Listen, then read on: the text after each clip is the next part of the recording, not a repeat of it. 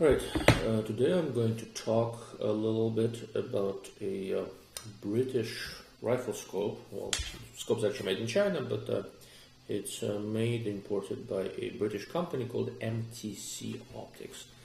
I talked about them a little bit in my SHOT Show overview, and they're interesting. I didn't know anything about them until I went to SHOT, right? And I was walking around British Pavilion after talking to the guys at Hawk, and I stumbled on this weird looking scope, so I come and take a look, and well, this is what it is. This is a scope, and what was interesting about it is just not too long before that I was complaining to somebody, I think that was the police at Vortex, that I started shooting air guns a little bit. This is my Talon SS 25 caliber. Don't know why I got a 25 for the heck of it. I think I use it to just practice shooting offhand and that kind of stuff. At least that's the official story. And one thing that occurred to me is that since air guns don't have any recoil, at least not any recoil going backwards, why not make a rifle scope with very short eye relief? That gives you multiple advantages: a wide field of view. You're very close to the eyepiece, so alignment is pretty straightforward because the eyepiece is closer to your eye, less stray light going into your eye. There are a lot of interesting things. And then, so then I walk into the MTC Optics booth, and what do I see? It's a scope with the, I'll take the cap off, with an eye relief that's about yay far, right? It's about 30 millimeters, 1¼ inches. This is what it looks like. To get a full field of view, I'm almost touching the scope, right? This is, and for air guns, it works great, and I think it'll also work for 22 long rifle. I have been testing it for a while. I got it toward the tail end of January, and we are now in the middle of March, and it's been sitting on this air gun, and it's gone through, I don't know, probably 1,000 pellets or thereabouts.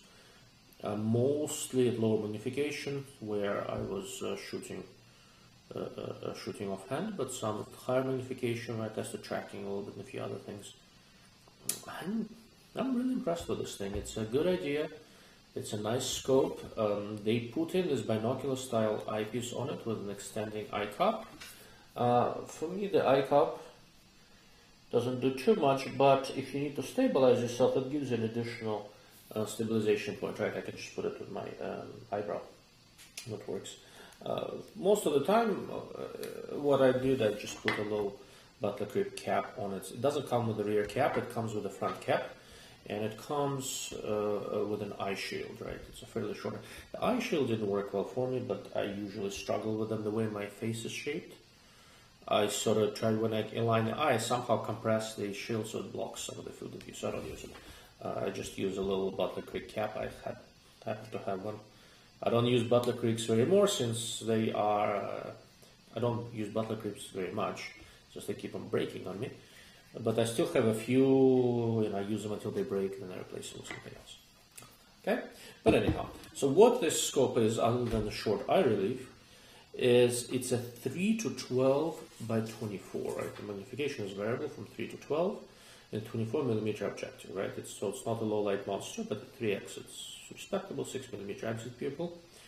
I like how streamlined it is, and they have another version of this 3:12 by 32 with a 32mm objective. They really, I think, designed it for people who hunt with an air gun, but I think it'll work just as well for people who hunt or generally shoot with a 22 long rifle.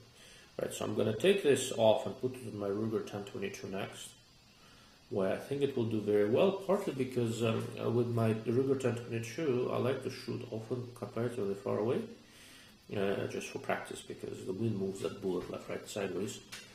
And the reticle in this scope would make it comparatively easy. It has, I think called SCB2. It's a meal-based thin reticle with nice wind holds and all sort of stuff. I think that will do pretty well. The turrets are covered. I tested tracking a little bit with an air gun. They're quarter MOA, clicks. Clicks are nice and distinct as far as Chinese scopes go. This is one of the better ones. in terms of the click quality. I mean, if I wanted to dial with a third of this, with this feel, it wouldn't be difficult to dial. There is adjustable parallax. It goes down to 10, I'm assuming, meters. But I tested, it works fine at infinity. It's not one of those scopes that you can't focus on faraway objects. So I think I think this scope, I don't think they designed it with a recoil in mind, right? So I don't know how it would hold up on a centerfire, but I can think of a few centerfires where this type of short arrow would not be a detriment. In my case, I don't think I'll test it in a centerfire. I think I'll just do 22 long rifle, maybe a 22 Win Mag. For 22 Win Mag, this magnification range for a hunting scope would actually be very, very good. Right? So all the controls work smoothly. I didn't see any issues with anything. Everything works. The turrets have, like I said, good feel and they track. I have not yet checked for hysteresis in the side focus, but offhand, just playing with an air gun, I didn't see any. Right, and at short air gun distances, it's pretty easy. They're pretty easy to see. What else? Reticle illumination. So illumination is kind of rich. It's easier to see from this side. So the whole illumination business is here. This is what controls the intensity. And once you set your intensity, there is a button on the side where you press to turn it on, turn it off. The illumination is not terribly bright. Alright, for example, during a bright, during a bright day, I can't see it too well. Yeah. But at night, it can go very low. So for low light shooting, for seeing something in low light, I can see it. I can see it. The mounting of this thing is a little bit different, right? Because the eye relief is so short, this thing moves back close to your eye. I chose to mount it with two rings here. If you would use it on an air gun, BKL also makes a one really wide ring. I have it somewhere. If it goes back on an air gun, I'll use that. There is a little bit of a space here between the illumination turret and the adjustment turret for one narrow ring. And on this is on an Air Force, I could conceivably take this ring and move it here. But this was easier, and I don't see why not, honestly. This two rings here is perfectly sufficient for my purposes. Ouch. Let's hope I didn't break the glass. I did not break the glass. Okay. And that's it for now. Optically, so I think the scope runs around $300 or thereabouts. I need to double check. Optically, the scope is very respectable for the price. It's quite good. I need to figure out what I can compare it to. There are not that many 3 to 12 by 24 scopes out there, but I'll compare it to something with a similar size objective and see. But at the moment, I'm pleasantly surprised by the image quality I'm getting out of this thing, and the contrast is fairly natural, so the image doesn't pop too much, but resolution is decent.